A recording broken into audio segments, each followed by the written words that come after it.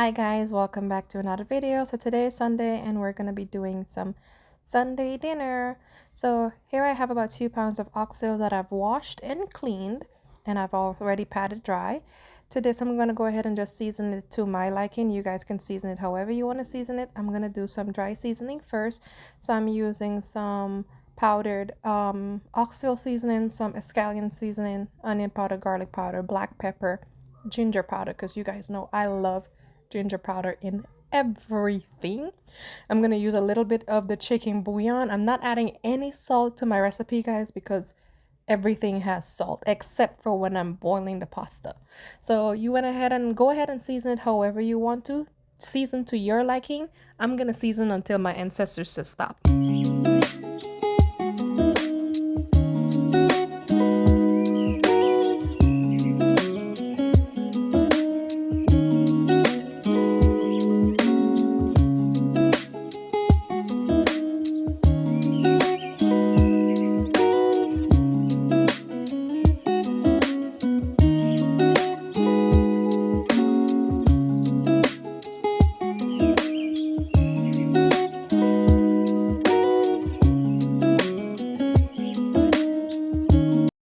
All right, so I'm gonna go ahead and just cut up some of my fresh seasonings. I'm just gonna be using some green onions, aka shallot, aka scallions in America.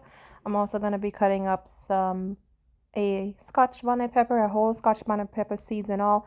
If you guys don't want this to be spicy, it's not gonna be ridiculously spicy, but if you don't want it to be super hot or whatever, take out the seeds. I'm gonna use the entire seeds to it.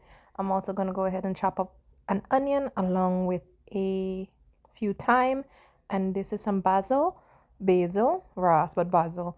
I'm gonna go ahead and chop up the basil. What the hell?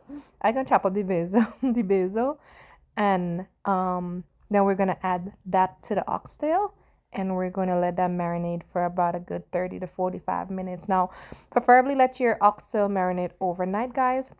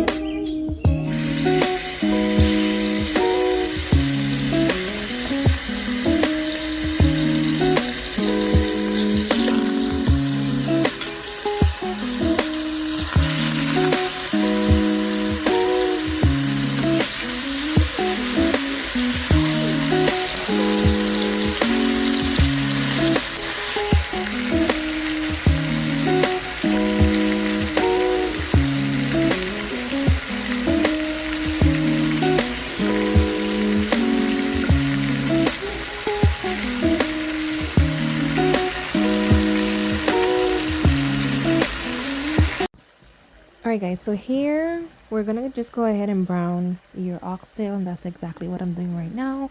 Now you can get this to as dark as you want it to be. Some people sear their own off super dark till it look almost burnt. I've seen that. It's not burnt, but it looks like that. I don't. I just like to get a nice little crust like this that you see here on mine. So I'm gonna just go ahead and continue to sear all my oxtails off until I get a little dark crust on both sides of the oxtail. Once that is done, we'll move to the next step. Alright guys, so it's pretty much seared off. Now this part is controversial. To each his own. I see that it works for me. I'm going to be adding some baking powder to my oxtail. You can add some baking soda. I use baking powder, and the reason being, I'm not going to put this in a Dutch pot. I'm sorry, not a Dutch pot. I'm not going to put it in a pressure cooker or anything like that. It's going to be cooking in my Dutch pot on the stove. So I added some baking powder, about a teaspoon of baking powder. I know it's not going to change the taste or anything like that. It's just going to soften it, in my opinion. It's always worked for me, so that's what I'll do. And then I added some water in the same bowl that we had the seasoning or the oxtail seasoned in. So we want all that goodness from the inside. And then you're going to let it go ahead and bubble down. All right, guys, so we're going to go ahead and start working on the pasta. The oxtail is almost finished. It's been cooking for about 30 minutes. Now, this is a controversial part, to each his own. People heavily salt their water. I put a mixture of salt and chicken bouillon. So I put a good tablespoon of chicken bouillon and about a teaspoon of salt. To me, that gives the pasta or anything you're boiling a delicious flavor. All right, so now that our oxtail is almost finished, let's go ahead and work on our pasta. We've already boiled the pasta, that's set aside. You're gonna go ahead and start off with a stick of butter, unsalted butter at that. You're gonna add your bell peppers, onions, thyme, shallot, everything in there. And what you wanna do, just go ahead and saute that down for a few minutes till it gets very tender.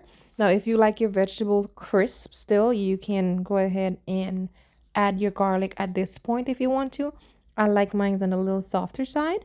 So I went ahead and sauteed it for about a minute or two, just so it can get nice and tender. Once that is done, you want to go ahead and add a heap of garlic to this. I love garlic. All right, so I'm going to go ahead and add about a tablespoon and a half. Like I said, I love garlic. It's all up to you guys. Add as much or as little as you want to. I personally like garlic a lot, so I added a heaping tablespoon and a half of minced garlic, and I'm going to go ahead and saute that down. Once that is done, you're going to go ahead and just let it simmer. All right, so after about a few minutes, you have about 2 to 3 minutes after sauteing down your vegetables. You're going to go ahead to that and start to make your Alfredo sauce. Now, Alfredo sauce is pretty simple. It's pretty much heavy cream, garlic, Parmesan cheese with some seasoning. That's how I do mine. I'm using regular heavy cream from Publix. You can use whatever heavy cream that you have, whatever brand you have. It's all up to you. It doesn't really matter. And on top of that, I don't want nobody coming saying, oh, that's not how you make Alfredo. That's not how you do this. This is how I do this. I love to cook, and this is how I cook. And I like to share what I do with you guys. So for all the naysayers, say your nays over there. Anyways, we're going to go ahead and add some black pepper to that. I'm also going to add a lot more garlic powder. Like I said, if you're not sneezing, your food in season. And then you're going to go ahead and add some onion powder. Someone asked me the other day why I cook with so much garlic. Guys, I love garlic, so I'm always going to add garlic. So once you're done, you're going to go ahead and add this mixed seasoning. This is a Jamaican brand seasoning, and then just a tad bit of your oxtail seasoning. As you can see, I have added no salt because remember, we boiled the pasta in a chicken bouillon with some salt, and then all these already have salt in it. All right, guys, so to the Alfredo sauce that you guys made earlier, I added some Parmesan cheese. I thought it was recording, but it was not. And then I went ahead and added my pasta to it. And you mix that all in, and I went ahead and added some of the juice from the oxtail. Now, at this point, you guys can shred some of the oxtail and add it into the pasta. I typically don't do that. I just want my entire oxtail on top. So this is done.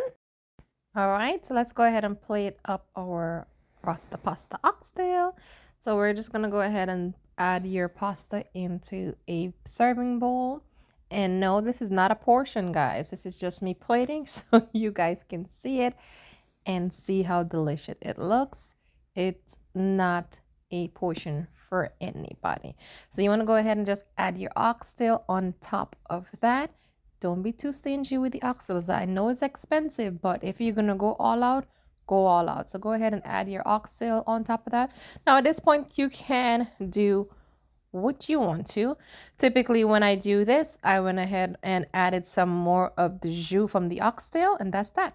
All right, guys, so here you have it. I hope you enjoyed today's recipe, or today's video actually. This is my version of a oxtail pasta / Rasta pasta, whatever kind of pasta you want to call it.